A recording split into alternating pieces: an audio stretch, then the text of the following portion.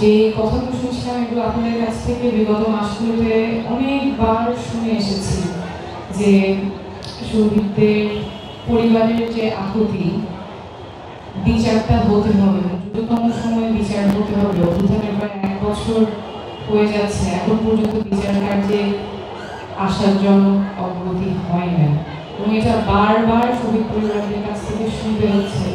এবং আমরা যতভাবে বলা প্রয়োজন, যতভাবে সম্ভব বারবার বলছি যে আমাদের এই বিচার কার্যটা সম্পন্ন করতেই হবে এবং বিচার কার্য সম্পন্নের জন্য বিচার ব্যবস্থায় সংস্কার যা প্রয়োজন সেগুলোও করতে হবে।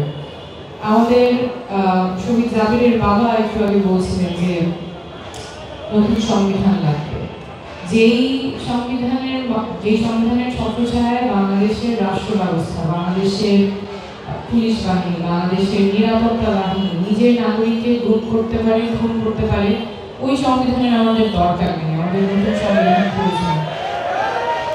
আপনাদের কাছ থেকে আপনাদের মুখের যে কথাগুলো সেগুলোই আমরা বারবার বলার চেষ্টা করি। বসুন্ধরা টিস্যু, অশুদ্ধতার বিরুদ্ধে এক বিন্দুও ছাড় নয়। ছোট্ট ছেলে যাবে, ও বলছিল যে পুলিশ কেন এমন করছে। তো যেই পুলিশ বাহিনী, যেই নিরাপত্তা বাহিনী যে কারণেই হোক নিজের নাগরিকের উপর এরকম নিষ্পেষণ চালাতে পারে, গুলি চালাতে পারে, সেই পুলিশ বাহিনী তো আর নতুন বাংলাদেশে থাকতে পারে না। সেটা সংস্কার তো প্রয়োজন, কিন্তু পুলিশের সংস্কার কত দূর হয়েছে? আমাদের অভ্যুত্থানের 1 বছর হতে চললো, সংস্কার আমরা দৃশ্যতভাবে কিন্তু দেখতে পাইনি। আমাদের বিচার ব্যবস্থার সংস্কার প্রয়োজন, পুলিশের সংস্কার প্রয়োজন, আমাদের প্রশাসনের সংস্কার প্রয়োজন। সেই সংস্কারগুলো কিন্তু আসছে না। যতবারই আমরা আপনাদের সাথে কথা বলি, আসলে যে পরিবর্তনের আশায় শহীদরা রক্ত দিয়েছেন, আমাদের আহতরা গুলির ভয় না করে মাঠে নেমে গিয়েছেন, সেই সংস্কারগুলো আসলে না হলে বা জাতি বারবার প্রতারিত হবে, এটা আসলে আমরা আর মেনে নিব না। আমাদের বিচার হতেই হবে, রাষ্ট্রের সংস্কার হতেই হবে এবং নতুন সংবিধানও হতেই হবে। কারণ আমাদের তরুণরা আমাদের পথ দেখিয়ে গিয়েছে, ওই পথে আমাদের যেতেই হবে। আপনারা তো অনেকেই দেখেছেন যে একটা ছবি, বাবু মশাই জিন্দেগি বাড়ি হতে চাইয়ে লম্বি নেই। ওর জীবনটা আসলেই লম্বা ছিল না, কিন্তু অনেক বড় ছিল। ওই বড় জীবনের ভারটা এখন আমাদের সবার বয়ে নিয়ে যেতে হবে। ওর কথা রেখেছিল, ওর জীবনটাও দিয়ে গিয়েছে যাতে রাষ্ট্রের কল্যাণ হয়। তার ভাইয়ের হত্যার সে প্রতিবাদ করেছে।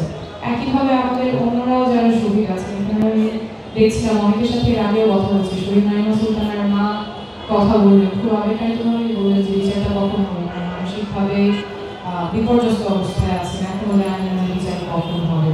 এর পাশাপাশি এটা যে আসলেই ছাত্র জনতার উত্থান ছিল, এখানে ঢাকা শহীদ ডক্টর সজিব সরকার আছেন, ছাত্ররা আছেন, শহীদ জাহিদুল জামান তানভীর, ড্রাইভার আছেন, গাড়ি চালক শহীদ মোহাম্মদ আসাদুল্লাহ, শহীদ আব্দুল রব, গার্মেন্টস শ্রমিক আছেন শহীদ মাসুম শেখ, রিক্সাওয়ালা আছেন শহীদ আকাশ পাটারি, হকার শহীদ হয়েছে শহীদ মোহাম্মদ আলী হোসেন, রাজমিস্ত্রি শহীদ সাইফুল ইসলাম, ব্যবসায়ী শহীদ জুবাইর ব্যাপারী, প্রবাসী শহীদ মোহাম্মদ সাইফুল ইসলাম।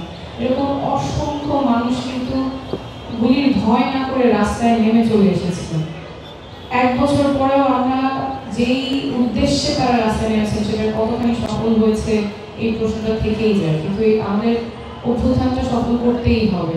অভ্যুত্থানের একটা ধাপ আমরা পার করে এসেছি, কিন্তু রাষ্ট্র গড়া, যেখানে আবার জুলাই আগস্টের মতো হবে না, যেখানে আবার জাবিরের বলতে হবে না, না আমার ভাইকে কেন গুলি করলো, আমি যাবো, আমি রাস্তায় নামবো, ওই বাংলাদেশে আমরা ফেরত যেতে চাই না। সেই জন্য যা যা পরিবর্তন প্রয়োজন, যা যা সংস্কার প্রয়োজন, সবকিছু আমাদের করতেই হবে এবং আমরা করেই ছাড়বো। সকলকে অনেক ধন্যবাদ। For more updates, follow us on Facebook, subscribe our YouTube channel, get the latest update on www.daily-sun.com.